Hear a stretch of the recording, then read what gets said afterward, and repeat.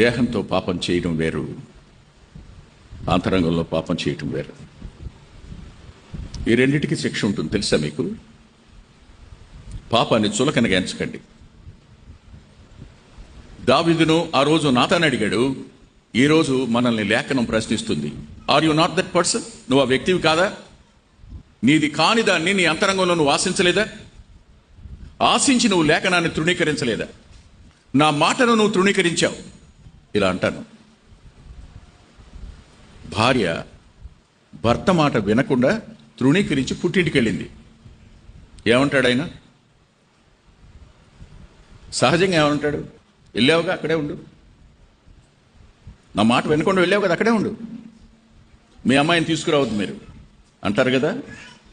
అరే రే, నువ్వు 7 సంవత్సరాల నుంచి పుట్టించి పంపకపోతే ఇప్పుడు వాళ్ళ అమ్మకి బాగోకపోతే వెళితే కూడా నువ్వు రావద్దంటున్నావు.